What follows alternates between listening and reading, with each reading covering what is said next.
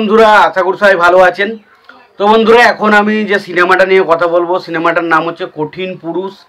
ছবিটা রিলিজ করেছিল 2004 সালে এবং ছবির পরিচালক হিসেবে কাজ করেছেন হচ্ছে শাহাদাত হোসেন লিটন এবং ছবিতে অভিনয় করেছিলেন মান্না, শাপনুর সহ আরও অনেকে।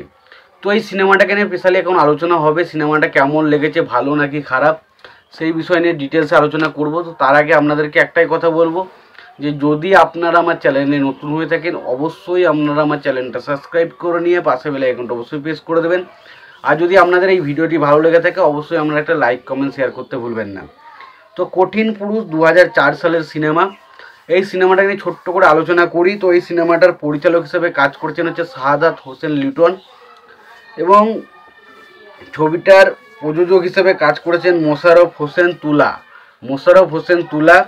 ছবিটার কাহিনী লিখেছেন আবু সায়েদ খান। ছবিটার চিত্রনাট্যের কাজ করেছেন শাহাদাত হোসেন লিটন। ছবিটার সংলাপের কাজ করেছেন আবদুল্লাহ জহির বাবু। ছবিটার সঙ্গীত পরিচালক হিসেবে কাজ করেছেন শওকত আলী ইমন এবং ছবিটার গীতিকার হিসেবে কাজ করেছেন কবির বকুল। ছবিতে অভিনয় করেছেন মান্না, শাপনুর, অমিত হাসান, পপি, মিজু আহমেদ, সুব্রত, তারপরে আফজল শরীফ, কাবিলা, নাসরিন, শিবাসানু সহ আরও অনেকে। তো এই সিনেমাটার ডিটেলসে আলোচনা করি। তো সিনেমাটা কেমন ছিল দেখুন। এই সিনেমাটা বেশ ভালো একটা সিনেমার মধ্যে যারা অ্যাকশন সিনেমা লাভার, যারা অ্যাকশন সিনেমা দেখতে ভালোবাসেন, তাদের ক্ষেত্রে কিন্তু মাস্ট ওয়াচ সিনেমা কিন্তু এটা কঠিন পুরুষ।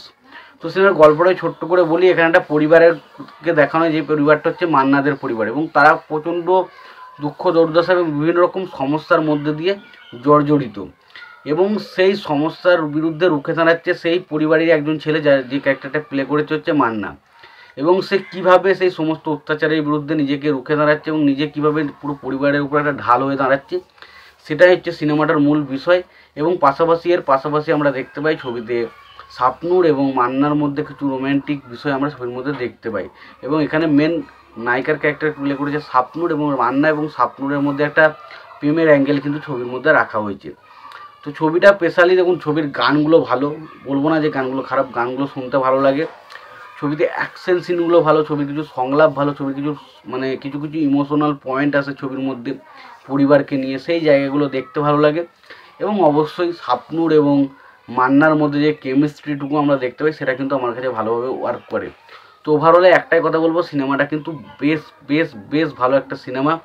আমার এই সিনেমাটা কিন্তু ভালোভাবে আমাকে এন্টারটেন করতে পেরেছে। তো আমার কাছে সিনেমাটা আমাকে বেশ ভালো লেগেছে। তোমাদের কেমন লেগেছে সিনেমাটা অবশ্যই জানিও। ভিডিওটি ভালো লেগে থাকলে অবশ্যই তোমরা লাইক, কমেন্ট, শেয়ার করে দিও। চ্যানেলটা নতুন হয়ে থাকলে অবশ্যই তোমরা চ্যানেলটা সাবস্ক্রাইব করে নিও, পাশে বেল আইকনটা অবশ্যই প্রেস করে দিও। ভালো থেকো, সুস্থ থেকো, দেখা হচ্ছে পরের ভিডিওতে।